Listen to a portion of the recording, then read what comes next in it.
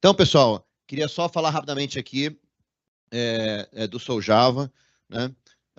O Soljava, a Sociedade de Usuários da Tecnologia Java, é um grupo de usuários que foi fundado em 98, né? Então, a gente já está nessa estrada há bastante tempo. Interessante é que dentro da comunidade Java existe uma organização que define o padrão mundial Java, que é o JCP, o Java Community Process.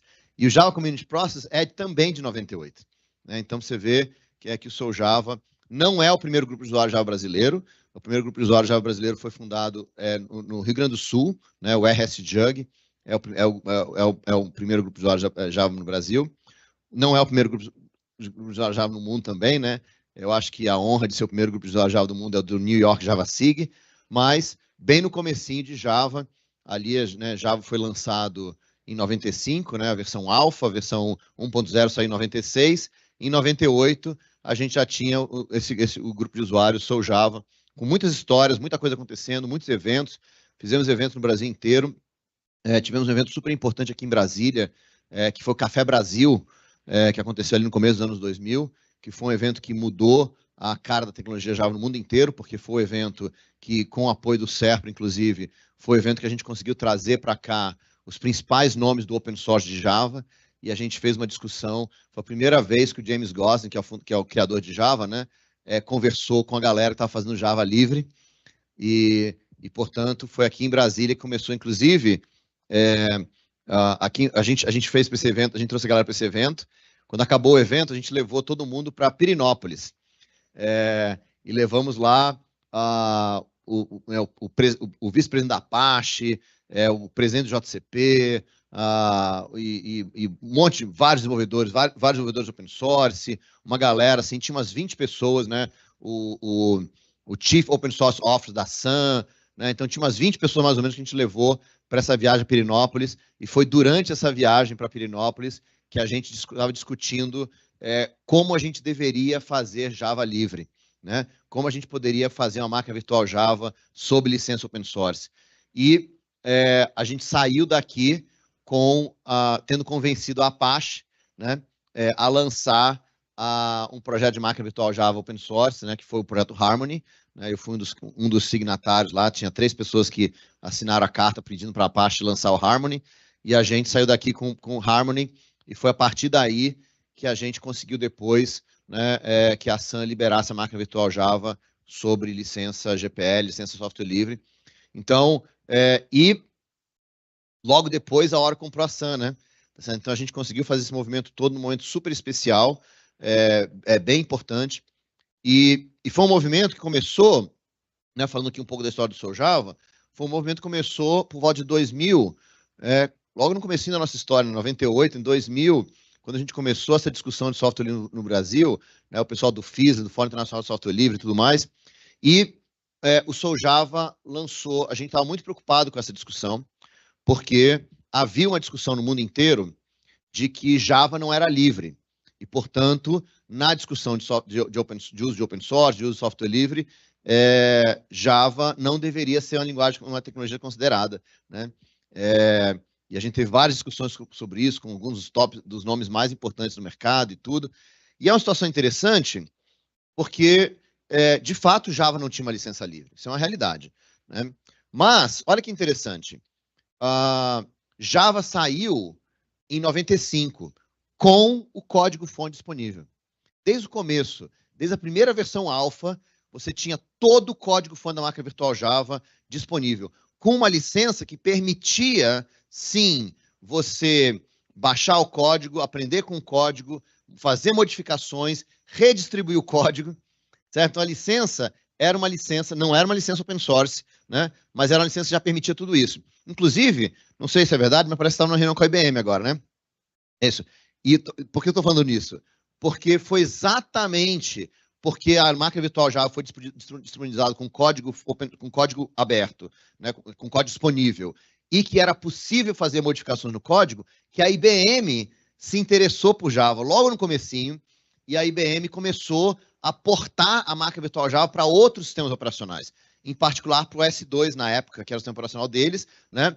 E E a IBM se tornou o primeiro licenciador, né? Assim, o segundo, na verdade, foi a Netscape o primeiro, a IBM foi a segunda empresa que licenciou a tecnologia Java, porque Java tinha código-fonte disponível.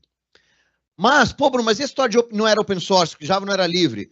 O problema é que a definição de open source só veio em 98.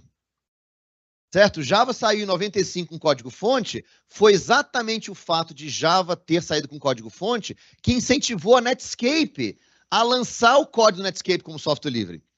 Porque nunca ninguém tinha feito isso, que a Sun estava fazendo uma tecnologia nova, né, promissora, etc., com código-fonte disponível por uma empresa. Nunca ninguém tinha feito isso, então foi o fato de Java sair com código livre com código livre não, com código disponível, né? Era uma licença chamada SCSL, SCSL, né? Que era uma licença gigante, tinha dezenas de páginas, licença super complicada, não tinha nada de open source. Mas era open source, a definição de open source nem existia. E aí, quando foi a discussão de open source, né, sobre a definição de open source, a Sun queria que Java fosse open source, mas a Sun tinha uma grande preocupação. Ela queria que Java fosse compatível. Mais do que open source, que fosse compatível. E tinha uma razão para isso. Você vê que a Microsoft, por exemplo, foi uma empresa que licenciou Java e a primeira coisa que a Microsoft fez foi criar modificações não compatíveis. A primeira coisa que a Microsoft fez, tá certo? Né? Então a Sun sabia que isso ia acontecer, então a Sun queria uma licença que exigisse a compatibilidade. Né? Porque para Java isso era fundamental. Como é que você ia rodar em várias plataformas se não fosse compatível? E na discussão que começou open source, em 98, a decisão da comunidade que estava nascendo, a comunidade de pessoas que estava nascendo, foi colocar qualquer restrição para compatibilidade, deixa de ser open source. E eu até entendo que é fato, né? Porque quando você exige compatibilidade, você coloca muito controle na mão da dona da tecnologia, eu entendo isso.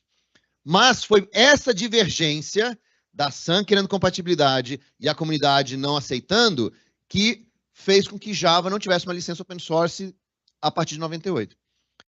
Mas quando chegou em 2000, essa discussão estava acirrada, né? Ah, Java não é open source, não sei o quê, então não vamos usar, não pode usar Java no Linux, blá, blá, blá. E para a gente aqui no Brasil, isso acendeu um alerta. Por quê? Porque o governo brasileiro estava começando a falar de software livre, da importância de ter código livre. E olha que interessante. Aqui no Brasil, ali nos primeiros anos do ano 2000, tinha duas situações que você tinha software livre. Que era software livre de infraestrutura usado no Brasil, tá certo? Então, coisas como firewall, servidor web, né, banco de dados, tá certo? Coisas de infraestrutura, ou aplicações Java rodando no Linux. Certo? Toda a propaganda da Caixa Econômica Federal, do SERPO, do Banco do Brasil, falando de que nós estamos adotando software livre, era aplicações Java rodando no Linux. E para a gente, nós do Sou Java, a gente via uma conexão super importante. Por quê? Porque a gente via uma busca maior pela liberdade. Que era não somente a liberdade do código, mas era a liberdade de você poder usar múltiplos sistemas operacionais. Porque de que ia adiantar para a gente se a gente lançasse, por exemplo, o imposto de renda e dissesse o imposto de renda só roda no Linux? Era o mesmo problema de dizer que só roda no Windows. Certo? E a gente queria vários níveis de liberdade. A gente queria a liberdade de rodar em múltiplos sistemas operacionais. A gente queria a liberdade de usar padrões abertos. A gente queria a liberdade de ter acesso ao código-fonte.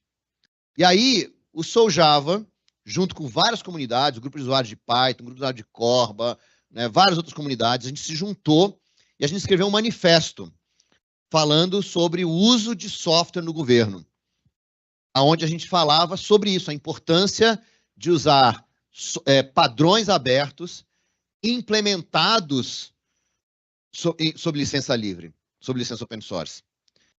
E esse documento começou a circular aqui no Brasil. Uma pessoa do SERPRO viu esse documento e falou, é exatamente o que a gente precisava fazer aqui. E eles fizeram um copy-paste do documento e colocaram dentro da política do SERPRO, da política de adoção de software livre no Brasil. E, por causa disso, o Brasil foi o primeiro país do mundo em que a gente estava buscando uma noção de liberdade maior ainda, que não era simplesmente ter acesso ao código. Porque acesso ao código é importante, mas não é suficiente. Vou dar um exemplo bem claro. Tem algum desenvolvedor PHP aqui? PHP? Tem um cara de PHP ali atrás, né? PHP é a linguagem usada no Facebook. Certo? O Facebook investiu muito em PHP. E era linguagem totalmente livre, né? Sob licença livre, etc. Só que o Facebook tinha problemas com a implementação de PHP. Porque eles são muito grandes. Certo? Eles estão muitos requests, muita coisa. Então, o Facebook tomou a decisão de nós vamos reescrever o interpretador PHP. Vamos fazer um melhor, um mais rápido, reescrever tudo, etc, etc. E o que aconteceu? Eles não conseguiram fazer. Por quê? Porque PHP era um software open source, mas não tinha uma especificação. Ninguém sabia o que tinha que acontecer de fato. Você só tinha uma implementação. O Facebook gastou uma grana, pagou para a galera escrever uma especificação. Eu até nem sei o que aconteceu com esse projeto, porque acho que meio que desapareceu aí. Não sei se sabe dizer o que aconteceu com esse projeto, mas eu acho que meio que desapareceu, nunca chegou em lugar nenhum. Certo? Então, por quê? Porque não basta ter o software livre. A gente precisa poder ter múltiplas implementações. Por quê? Porque a gente quer, sim, a Sun chamava isso de co-petition. De você poder cooperar na criação das especificações e você poder competir nas implementações. E é por isso, né, que o Lobinho falou aqui de que uma linguagem puxa a outra, etc, etc. Isso aconteceu dentro de Java. Porque a Sun tinha a máquina virtual, a IBM fez a máquina virtual deles, aí a SAP fez a máquina virtual deles, aí a Oracle acho que não chegou a ter uma deles naquela época, mas a Microsoft tinha a máquina virtual deles, tá certo? A Apple tinha a máquina virtual deles. Todo mundo tinha uma máquina virtual diferente. E eles competiam para ver quem fazia a melhor máquina virtual. E é por isso que Java nunca foi uma única empresa criando Java. Java foi um grande número de empresas competindo para quem faria a melhor máquina virtual, a mais rápida, a mais performática, a que consumia menos memória, a que, né, que tinha melhor integração com o sistema operacional, etc, etc, etc. E em alguns momentos, né, foi como o caso da Microsoft, tá certo? Naquele primeiro momento, que a Microsoft resolveu assim, nós vamos integrar totalmente com o Windows, e começou a fazer várias coisas que só funcionavam no Windows. E aí deu essa, se Java se não fosse obrigatório Java ser compatível, Java teria morrido naquele momento. Né? E aí talvez o imposto de renda nunca tivesse acontecido. Certo? Mas como tinha uma restrição de ser compatível, bem, e aí essa discussão toda aconteceu aqui no Brasil, a gente em 2004, a gente trouxe a galera toda aqui para o Brasil para fazer essa conversa, fomos para Pirinópolis conversar, por que a gente queria? O Sou Java, a gente nunca pediu, Sun, libere o seu código como software livre.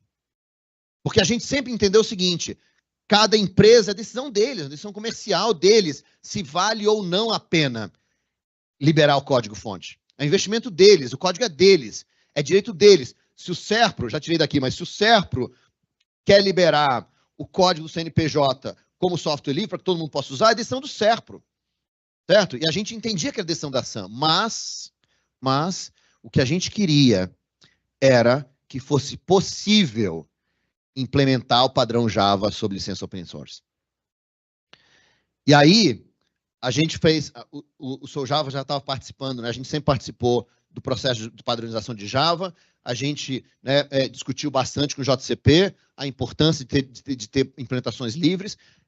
Em 2002 ou 2004, eu acho, tornou-se possível, né, dentro do JCP, que as implementações fossem feitas sob código livre, e aí a gente fez essa petição para a Apache, onde a gente juntou vários projetos de software livre do mundo inteiro, né, porque já tinham vários projetos iniciados, a gente juntou esses vários projetos para lançar a máquina virtual Java Livre. Na hora que a gente fez esse esforço, foi a hora que a Sun tomou a decisão de liberar a máquina virtual deles como software livre.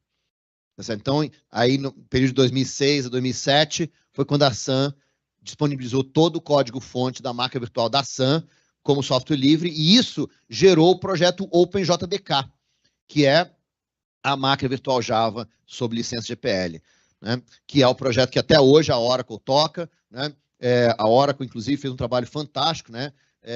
Quando a Oracle assumiu, né? Comprou a Sun, tinha muita preocupação no mercado, o que a Oracle vai fazer, será que a Oracle vai liberar, vai restringir, etc, etc, e a Oracle foi além. A Oracle pegou várias coisas que a Sun não tinha liberado, ferramentas, né? Ferramentas de desenvolvimento, ferramentas de performance, etc. E a Oracle liberou tudo como licença livre. A Oracle facilitou a participação das pessoas no projeto. Então, hoje, a gente tem mais de 2.000 contribuidores dentro da máquina virtual Java por causa disso. É um projeto super vibrante, com um monte de gente participando, com um monte de empresas participando, né? Então, é fantástico a gente ver o quanto que a máquina virtual Java evoluiu e cresceu, né, por causa de tudo isso, certo? E tudo isso começando lá atrás, na discussão do SERPRO, do Soljava, aqui do governo brasileiro, das comunidades brasileiras, tanto que tem uma entrevista para o Dr. Dobbs, né, aquela revista americana, que já nem existe mais, e que eles perguntaram para o Scott McNealy, que era o presidente, desculpa, para o Jonathan Schwartz. O Jonathan Schwartz era o presidente da Sun na época, né? E perguntaram para o Schwartz por que é que a Sun liberou Java sob licença livre, licença open source. E ele falou, foi por causa do Brasil. E ele disse que, por causa do Brasil, né, a discussão dentro do Brasil, dentro do governo brasileiro, e as necessidades, né, que eles mostraram para a gente lá, mostrou a importância disso. E vou dizer uma coisa para vocês. Eu estava sendo entrevistado num podcast, sei lá, uns 3, 4 anos atrás, eu estava entrevistado num podcast e eu falei isso, né, durante o podcast. E o host do podcast falou assim, isso é mentira. Ele não falou para mim, né? Ele falou assim, isso é mentira. Ele está inventando esse negócio. Aí o cara foi na internet lá, né? Na hora que tinha 2 hosts, né? E aí ele foi lá e achou a entrevista, não sei o quê. Aí mais para ver no podcast, falou assim, olha, eu vou te falar uma coisa. Quando você falou esse negócio, eu falei, duvido, isso não é verdade, né? Eu quase falei ao vivo aqui, né? Gravado, não era ao vivo. Eu quase falei na gravação aqui que era mentira, mas aí eu me segurei, resolvi pesquisar e tô falando aqui, que já achei aqui a entrevista e tudo mais. Então, é uma coisa tão absurda que parece, não é possível, não aconteceu isso, certo? Mas eu tô contando para vocês a história. Por quê? Porque quando a gente fala de Java, né, essa história toda está muito misturada com software livre, com os grupos de usuários, né? Java foi uma tecnologia que, desde o começo, nasceu com essa visão, né, de código-fonte disponível, da gente poder mexer, da gente poder trabalhar, da gente poder experimentar, da gente poder comentar, né? O JCP, que é o processo aberto de padronização de Java, começou em 98, né? Então, tudo muito cedo, né, na tecnologia, a Sun colocou essa estrutura toda exatamente para permitir. E isso nos permitiu que nós participássemos, tá certo? Então, o Soljava é essa organização que participou de tudo isso, e o Soljava na verdade, um grupo de usuários que está no Brasil inteiro, né? Vocês sabem que ter uma ONG no Brasil não é a coisa mais fácil do mundo, tá certo? Então, quando a gente foi oficialmente virar uma ONG, até então a gente era um grupo associado a Sucesso, lá em São Paulo, né? E quando a gente foi realmente se tornar uma entidade sem fins lucrativos, a gente fez um esforço conjunto. Então, foram 5 grupos de usuários, né? O Soljava lá em São Paulo, o Beljug, né, que é o grupo lá de Java, o grupo de usuários Java em Belém, a comunidade Java de Brasília, que era uma comunidade aqui. Alguém aqui estudou na PUC? Tem ninguém na PUC aqui? Então, a PUC, né, aqui em Brasília, vocês tinham o DFJug, né, que era um grupo de usuários tocado pelo Daniel de Oliveira, e tinha um outro grupo de usuários que era tocado pelos professores da Universidade da PUC, né? Então, era o professor Fernando Goulart, eu acho, e a professora Flávia Coelho, né, eram os 2 professores da PUC que tocavam essa comunidade, chamava Comunidade Java de Brasília, Java com BR, católica. Não é?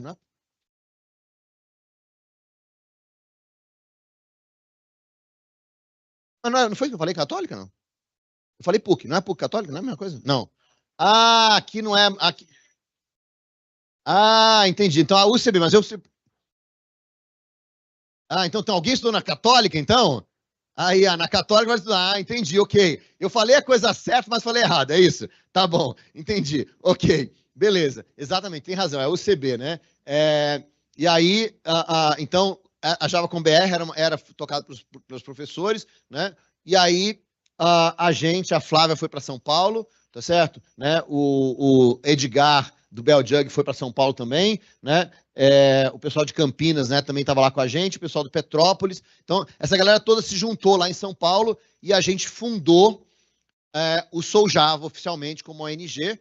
E uma coisa que a gente não sabia na época, né? Quando a gente submeteu o estatuto do Sou Java, voltaram dizendo que vocês não podem fazer isso, porque nós somos a Sociedade de Usuário de Tecnologia Java.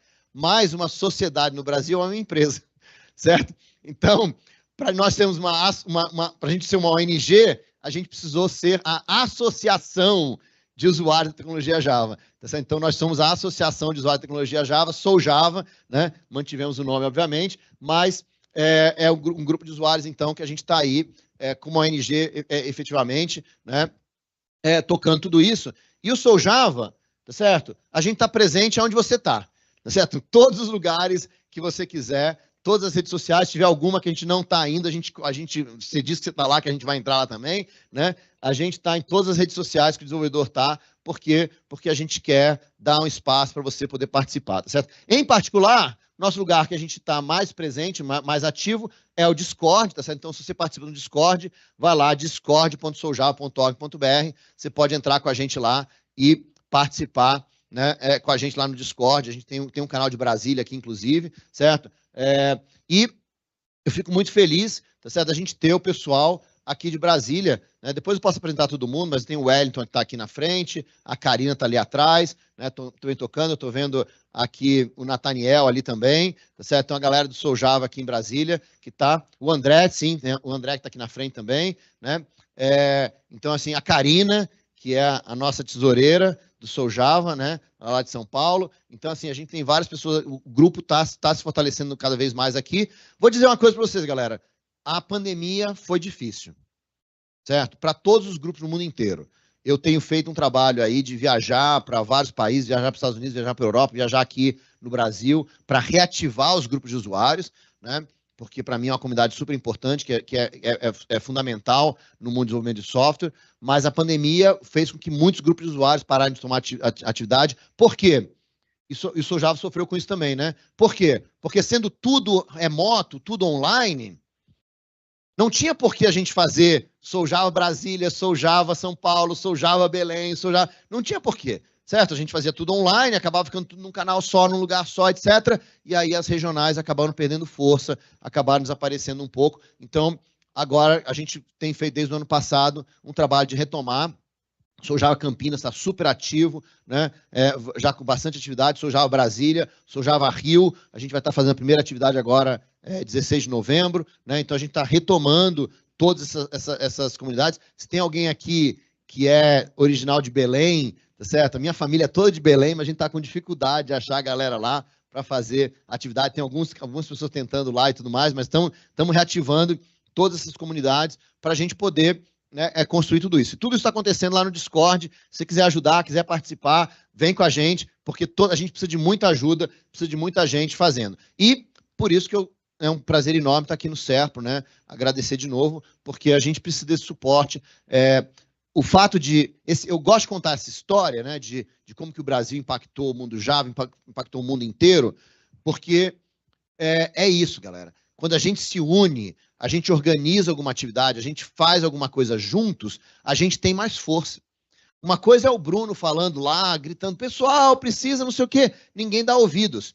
Agora, quando a gente tem uma comunidade grande, quando a gente chega aqui, as pessoas veem a necessidade, veem as empresas, né? Não é mais só o Bruno, tá certo? É o Bruno, junto com o Serpro, junto com o Banco do Brasil, junto com a Caixa Econômica Federal, junto com o governo brasileiro, junto com o Itaú, junto com várias grandes empresas brasileiras aí se envolvendo nessa discussão, tá certo? Então, é fundamental que a gente faça isso. E, como a gente está aqui no Serpro, sempre é bom lembrar, né, de tudo isso. Quer dizer, o Serpro adotou a tecnologia Java desde o começo, com muita força, né? Por isso que Java era usado no governo antes de software livre, na verdade, né? Então, é até uma coisa engraçada, porque como é que as duas comunidades aqui no Brasil, no mundo lá fora, as comunidades não se falavam, né? Comunidade Java, comunidade software livre não se falavam. Mas é muito engraçado como aqui no Brasil, como essas comunidades se falavam.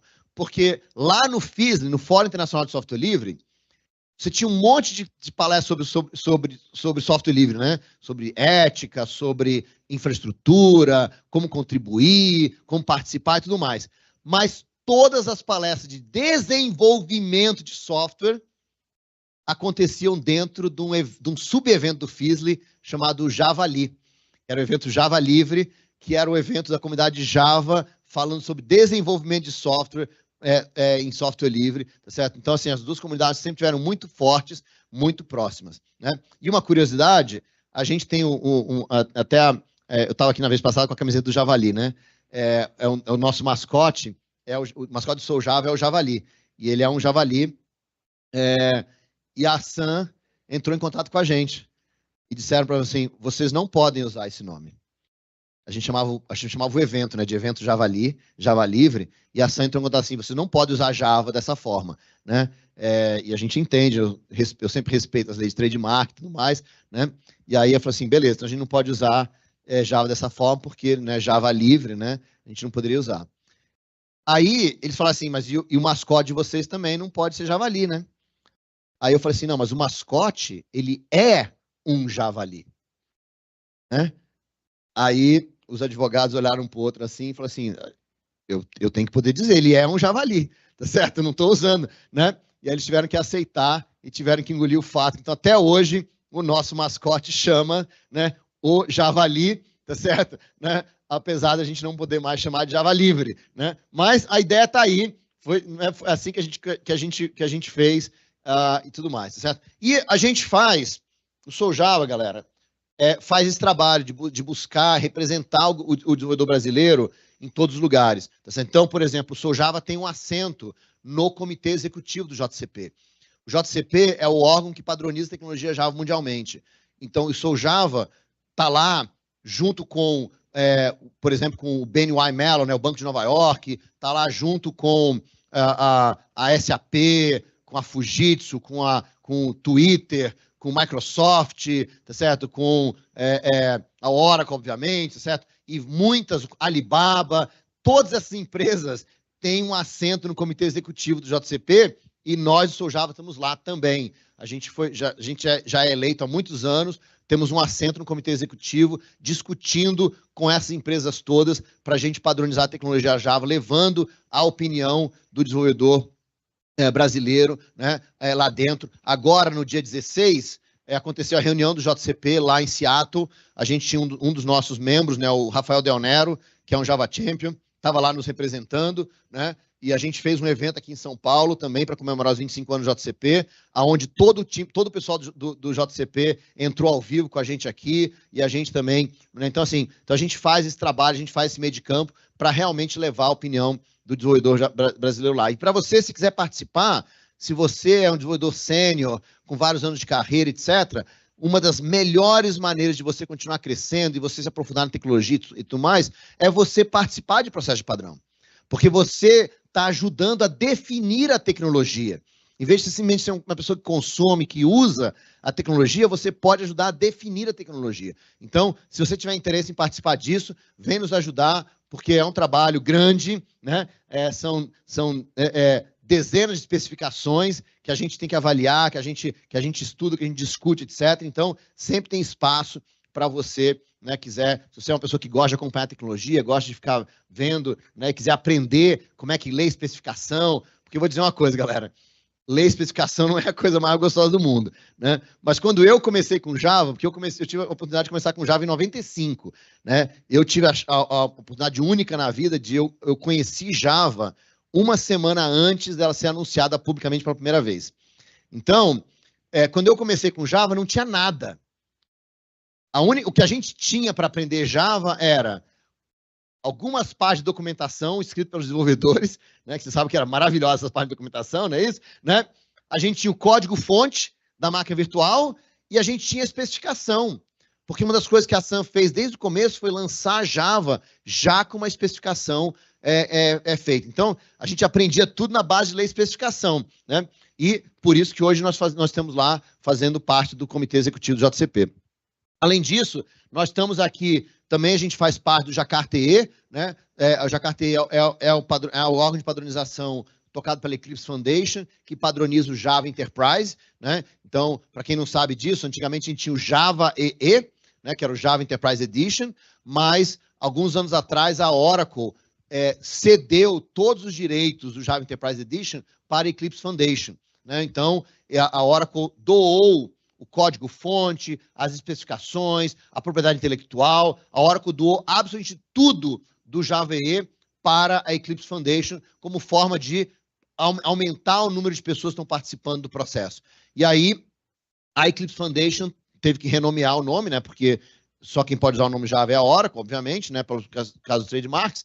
Então, o Jacar-TE é isso, é o antigo Java EE, né, agora tocado pela Eclipse Foundation. E o Soljava está lá, a gente também tem um assento no comitê do Jacar-TE, né, a gente tem o Otávio Santana, que é um dos grandes desenvolvedores open source brasileiros aí, o Otávio mora em Portugal hoje em dia, ele está lá. O Otávio, se ter uma ideia, depois que o Jacar-TE, né, que o Java EE moveu para a Eclipse e virou Jacar-TE, eles tiveram que recriar um processo de padronização, né, porque já não podia mais ser o JCP, né, que era um processo à parte. E aí, a primeira especificação desse novo processo do Jacar-TE, que é o Java NoSQL, foi feito pelo Otávio Santana, né?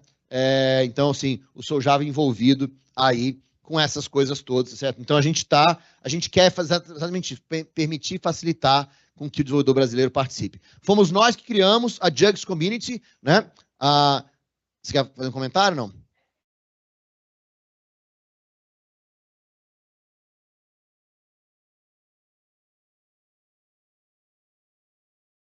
Podemos falar de inglês já, né? Vamos falar aqui que precisa para.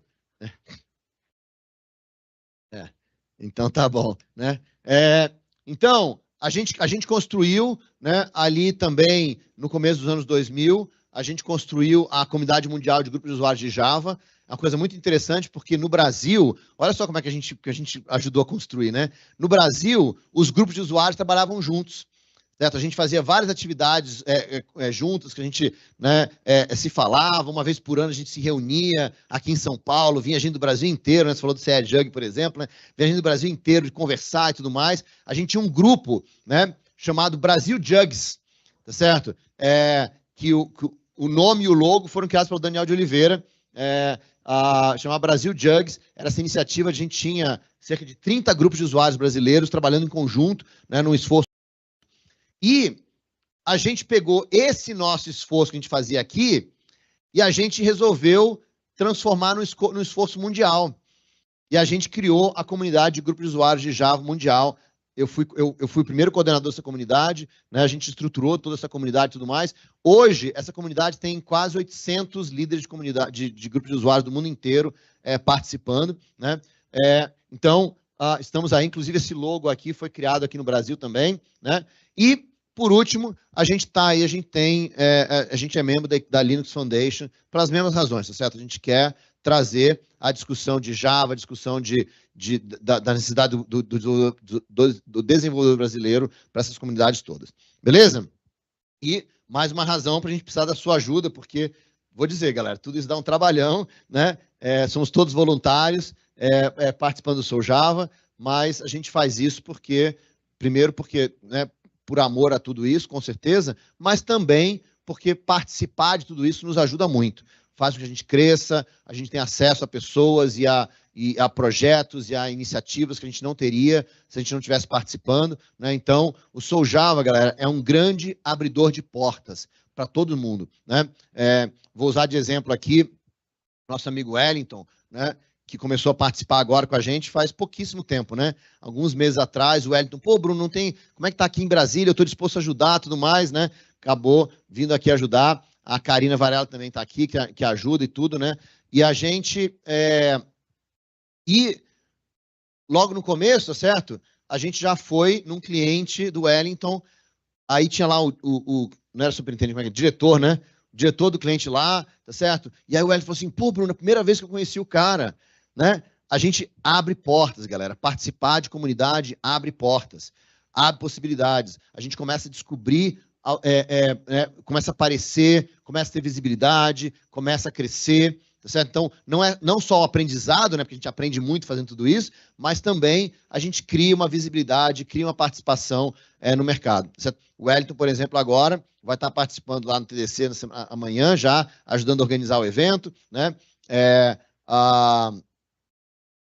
Quem que é? O André está aqui? Não. Não, André, o Paulo, não é você. É o André, você é André Paulino. É você? Ah, então beleza, tem razão. É você. Você está coordenando a trilha. Então, o André está aqui, né, coordenando a trilha de mentoria do TDC amanhã, tá certo? Né? Que ele vai estar lá com a gente. E de novo, né? Tá certo? Aparecendo no mercado. Né? Você vai dar mentoria também, não vai? Não vai dar, só vai coordenar. Tá certo? Então o André vai estar lá coordenando, a Karina também está coordenando a trilha lá. O Sou Java, há muitos anos, coordena as diversas trilhas de Java no TDC. Né? Então, participar de tudo isso, participar de um grupo de usuários, participar da comunidade, participar de open source é uma excelente maneira de você construir a sua carreira. Então, venha participar com a gente, que eu acho fantástico, né? E a gente possa... Eu estou falando muito aqui, mas eu tenho uns minutinhos para perguntas aqui, também posso ajudar um pouco mais. Como é que eu estou de horário? Tudo bem, não? Rapidinho aqui. Ops. Ih, parou de funcionar. 7 minutos? Aqui. Então, beleza. Então, só para vocês verem algumas das iniciativas que a gente organizou aqui, tá certo? Esse aqui é o tour que a gente fez, né, nos 20, para comemorar os 20 anos de Java. A gente fez um tour de 20 dias de Java, onde a gente foi em vários lugares. Olha só a quantidade de grupos de usuários Java brasileiros aqui que estão participando, né? Isso aqui foi a viagem que a gente fez com o Venkat. O Venkat é um dos maiores palestrantes do mundo Java. A gente levou ele em vários lugares aqui no Brasil também, vários grupos de usuários, tá certo? Esse aqui é um exemplo do que a gente fez visitando as escolas técnicas e faculdades, né? E FATECs, etc., escolas técnicas e faculdades técnicas no estado de São Paulo. Aqui a gente faz isso lá fora também, tá certo? Essa é uma viagem que eu fiz, né, com o Edson Yanaga e o Otávio Santana, que são 2 Java Champions. A gente foi para a Europa, visitamos vários países ali, né, para fazer um tour sobre cloud computing. Né? Esse aqui é o tour que a gente fez nos Estados Unidos, onde a gente foi, eu, Otávio Santana e mais 4 outras pessoas, fizemos um tour de motorhome. Né? Então, aqui no cantinho em cima, aqui, ó, vocês podem ver o motorhome, a foto do nosso motorhome, que a gente estava dirigindo, e a gente viajou por essas cidades todas aí, dirigindo nos Estados Unidos. Cada cidade dessa a gente visitou um grupo de usuários, deu palestra e tudo mais. Né? O Hélio tá falando para mim assim, quanto tempo você demorou nesse negócio aí? 3 meses? Não, foi uns 20 dias, né? Assim, ó, na carreira, pulando de cidade em cidade, né? Foi muito bacana. Esse aqui é o outro tour que a gente fez, mas esse aqui já foi de avião, né? Também visitando várias cidades nos Estados Unidos. Um tour na Europa, onde a gente passou por 11 países em 30 dias. Também, cada lugar desses aí, a gente deu palestra, né, participando de eventos, grupos de usuários, etc. Então, sempre fazendo esse trabalho de buscar juntar os grupos de usuários, de juntar as pessoas, né? Aqui algumas fotos da galera, tá certo? E a gente tem, hoje em dia, quem sustenta o grupo, né, são os patrocinadores, mas principalmente os membros, os sócios apoiadores, tá certo? Então, se você quiser participar mais próximo da gente, tudo que o senhor já faz, né? As nossas atividades todas são gratuitas, a gente não cobra nada, a gente só cobra nos eventos, mas para aquelas pessoas que topam nos ajudar e apoiar o grupo financeiramente, a gente tem algumas atividades extras específicas para os sócios apoiadores. Então, basicamente, a gente faz mentorias ao vivo todos os meses para a sua carreira. Então, a gente acabou de ter no sábado passado agora, por exemplo, uma mentoria de inteligência artificial. O Yugo Sakamoto deu quase 5 horas de mentoria sobre IA, de como implantar, como fazer, como colocar no seu projeto, etc. Né? O Helder Moraes é um Java Champion, também participa com a gente das mentorias. A gente tem várias mentorias, todos os meses a gente tem essas atividades. E se você se interessar, tá certo? A gente... Ops. Não sei se tem que passar lá ou aqui, nunca sei. Aqui, né? Se interessar, a gente está com 30% de desconto nesse momento. Você pode acessar aqui e se inscrever como sócio apoiador, tá certo? É uma anuidade que você pode dividir em 12 vezes, fica, né? É o preço de um cafezinho, né? Por mês. bem fácil, tá certo? Pra você poder participar e você tem acesso a todo esse material que a gente está fazendo extra para os sócios apoiadores, né? Então, eu queria ter uns minutinhos para perguntas aqui de open source, né? A gente está querendo falar aqui um pouco de... para mim, pessoal, tudo isso que a gente faz aqui, a gente não está falando exatamente de open source aqui, muito faz de comunidade, mas é o coração da ideia, tá certo? Né? O Sou Java, a gente não falou exatamente aqui, mas no projeto OpenJDK, a gente participa de vários projetos, tipo no Java NoSQL, por exemplo. Então, o Sou Java também participa de vários projetos open source. Por quê? Porque, pessoal, quando você se envolve com a comunidade, quando você se envolve, você tem a chance de trabalhar com alguma das melhores pessoas do mundo. Desenvolvimento de software, pessoal, é o que a gente chama, né? Você já deve ter ouvido falar aquela história de soft skill, hard skill, não já? Certo? Então todo mundo fala, porque o soft skill, hard skill e tudo mais, né? E muita gente vem me dizer, não, porque desenvolvimento de software é um hard skill. O pessoal me pergunta assim, mas Bruno, é importante o soft skill para o desenvolvedor? Já fizeram essa pergunta? Já ouviram essa pergunta? Será que é importante soft skill para o desenvolvedor? Mas qual que é a questão, pessoal? O que é um soft skill? Um soft skill não é soft porque ele é fácil. Ele é soft porque ele é maleável. O soft skill é uma habilidade maleável. O hard skill não é hard porque é difícil. Ele é hard de... Como é que seria? Rígido, muito obrigado. Fugiu a palavra rapidinho aqui. Ele é hard porque ele é um skill, ele é rígido, certo? Ele é preciso, para ser mais exato. É uma habilidade precisa. Então, por exemplo, se você está jogando basquete, certo? Jogar a bola na cesta de como é que chama aqui lá? O lance livre. No lance livre, jogar a bola na cesta no lance livre, isso é um hard skill. Porque é uma habilidade precisa, certo? Né? Quanto melhor você jogar a bola, mais chances tem de acertar. Digitar no teclado é um hard skill, uma habilidade precisa. Quanto melhor você movimentar o seu dedo, mais rápido você digita. Habilidade precisa. O que quer dizer isso? Quer dizer que quando você aplica precisamente. Certo? O soft skill não é assim. O soft skill é uma habilidade maleável. Que cada vez que você aplica diferente. Então, apesar de fazer lance livre ser um hard skill, jogar basquete é um soft skill. E apesar de digitar no teclado ou usar a linguagem de programação Java serem hard skill, porque são habilidades precisas, desenvolver software é um soft skill. Então, por que eu estou dizendo isso? Porque como é que a gente aprende hard skill? Hard skill a gente aprende repetindo a mesma coisa. A mesma coisa. Se você quer digitar bem no teclado, você digita múltiplas vezes a mesma coisa. Quer ser muito bom em escrever programa Java, você faz o quê? Code katas. O que é um code kata? Você repete o mesmo exercício múltiplas vezes. Habilidades precisas. E o soft skill? Como é que a gente melhora no soft skill? A melhor maneira de melhorar o soft skill é fazendo com outros. É fazendo junto. Por isso que a gente joga basquete junto, joga futebol junto, certo? Então, por isso que as atividades criativas, você em geral faz com outras pessoas, você aprende com outras pessoas. Então, desenvolvimento de software, galera, é um soft skill, que a melhor maneira de aprender um soft skill é fazendo o quê? Desenvolvendo software. Por isso que eu acho que é importante, você tem, por exemplo, aqui no Serpro, você tem um imposto de renda, que é uma aplicação desktop. Aí tem outra aplicação, que é uma aplicação mobile. Tem outra aplicação, que é uma aplicação server-side. Tem uma aplicação feita em Java, uma outra feita em PHP. Esse monte de possibilidades, é isso que torna você poder participar desses vários projetos, é isso que faz melhorar a sua habilidade. Porque o soft skill você aprende fazendo coisas diferentes. Se você passa o tempo inteiro fazendo o mesmo projeto, você não cresce como desenvolvedor de software. E aonde que você vai aprender com os melhores desenvolvedores de software do mundo? Com open source. Exemplo, que era o exemplo que a Karina estava falando ali atrás. Otávio Santana. Quando eu conheci o Otávio, ele era um estudante universitário lá em Salvador.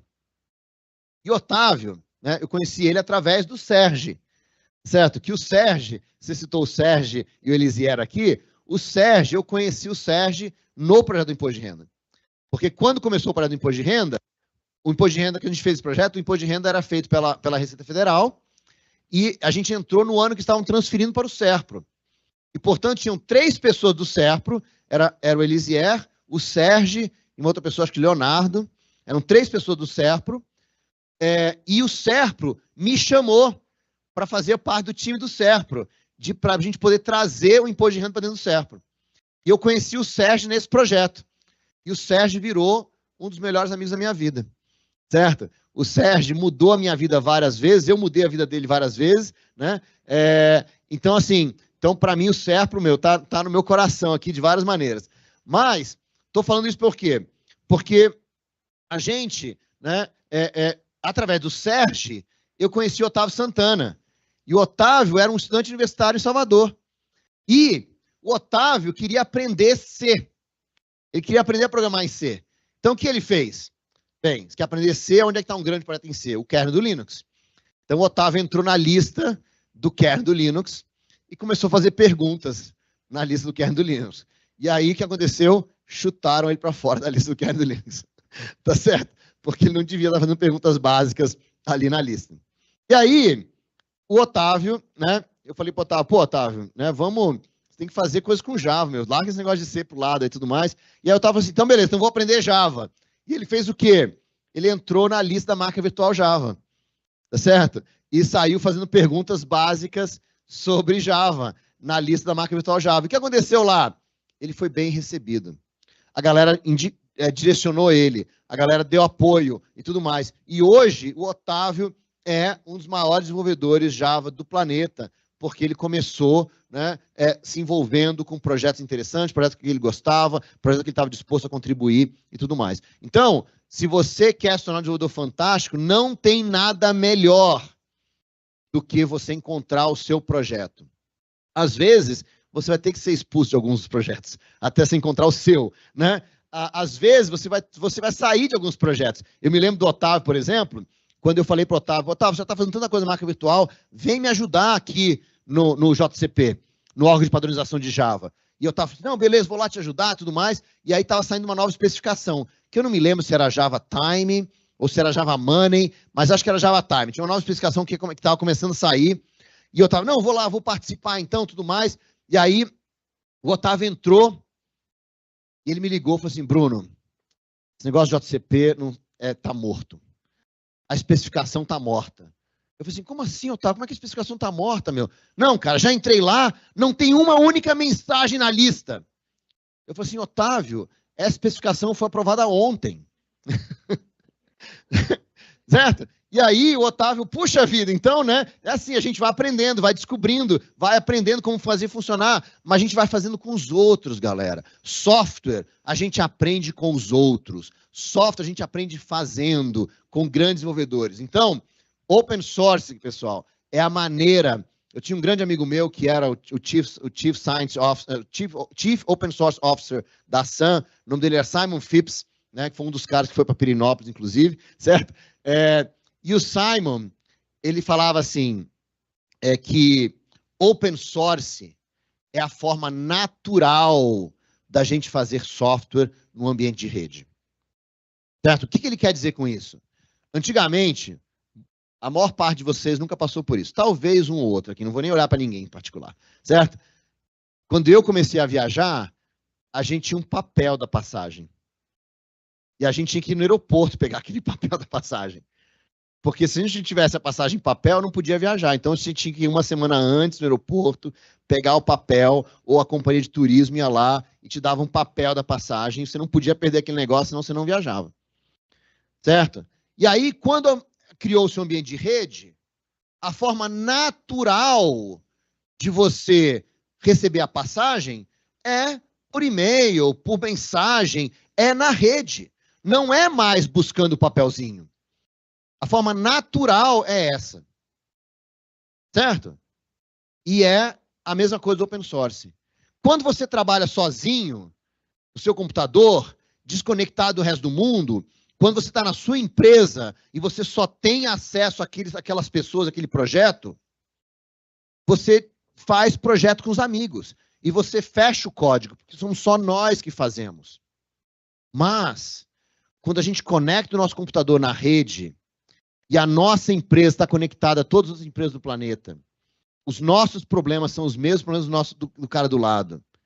A forma natural da gente fazer software é a gente colaborar um com o outro. Por quê? Porque open source permite você contratar os incontratáveis. O que é contratar os incontratáveis? Eu tentei uma vez contratar o Otávio Santana. Eu tenho uma empresa de consultoria. Eu nem faço mais consultoria, né? Mas fiz muita consultoria pro certo, mas tenho uma empresa de consultoria. Mas uma vez eu tentei o Otávio, estava cansado do projeto que ele estava, ia sair. E eu falei, pô, Otávio, vem trabalhar comigo então, meu, vou te contratar e tudo mais. E o Otávio foi lá na minha empresa, né, conversar. E ele chegou na empresa e falou assim, vocês têm trabalho remoto? Isso há muitos anos atrás, né? Muito antes da pandemia. Muito antes da pandemia, muito antes da pandemia. Sem trabalho remoto, a gente falou assim, olha, a gente sempre faz trabalho remoto quando pode, né? Mas depende do cliente, tá certo? Às vezes o Serpro, por exemplo, quer que a gente venha aqui, né? O Serpro, por exemplo, quando a gente fazia imposto de renda, a gente tinha que vir aqui na escola fazendária. A gente passava a semana inteira aqui. Eu cheguei a passar um mês inteiro, direto aqui na escola fazendária, trabalhando ali com o time, todo mundo junto.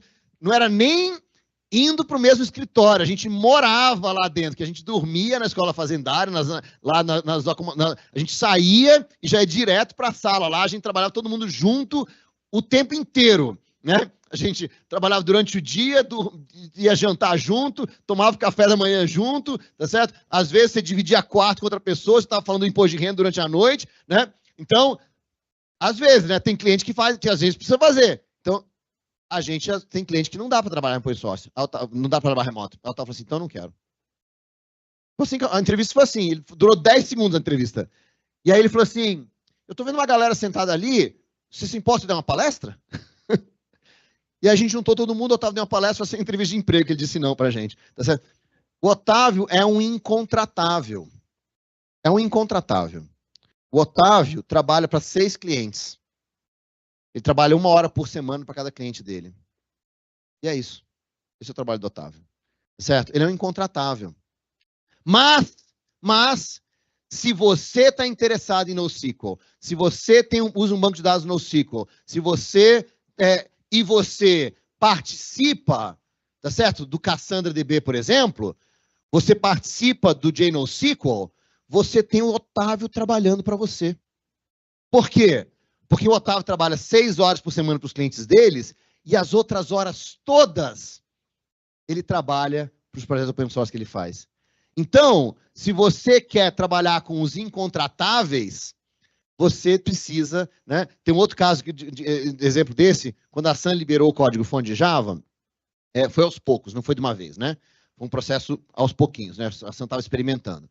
Então, uma das primeiras experiências que eles fizeram foi assim, permitir que as pessoas consetassem bugs em Java. Então, você podia ir lá, constatar um bug, submeter, que eles aprovavam o código e tudo mais. E aí, tinha um cara que saiu, corrige, bug. E os caras, caracoles, meu, esse negócio tá funcionando pra caramba, olha esse cara aí corrigindo um monte de bugs. Porra, meu, esse cara é massa, vamos contratar esse cara. Certo? Né? Falei demais, né, Lobinho? Né? Tá indo embora, né? Obrigado, Lobo. Valeu. Né? E aí, o cara lá, né? Bug. Porra, meu, esse cara tá fazendo um monte de coisa, vamos contratar esse cara. Aí ligaram, né? Ligaram pro cara lá, meu, você quer vir trabalhar pra Sun? Quero não. Como não, meu? Você tá trabalhando pra gente já, cara, você tá resolvendo um monte de bug, não sei o quê, vem aí, cara, a gente vai te pagar bem, não sei o quê, a gente cobra a sua empresa. Eu falei assim, cara, olha só, eu sou um fazendeiro, eu moro aqui no meio oeste americano, eu tenho uma fazenda gigantesca, tá certo? Né? Vocês jamais conseguiriam me contratar. Mas eu desenvolvo software por diversão. Achei muito massa os bugs que tinha para resolver e estou resolvendo. Certo? Né? É você ter acesso aos incontratáveis. Isso que é open source, tá certo? Eu falei que ia responder perguntas, mas tem um painel depois. Qual que é a nossa agenda agora? A Karina vai falar, né, sobre IA na visão de um arquiteto, tá certo? Né? E aí, depois disso, a gente vai ter um painel que sou eu, a Karine, o Nathaniel e quem mais? Tem mais 4 pessoas, né? O Carlos? O Carlos vai ser o painel. Então, nós 4 aqui, vamos sentar aqui e responder suas perguntas. Então, vai ficar as perguntas para o final. Falou, pessoal? Muito obrigado. Valeu!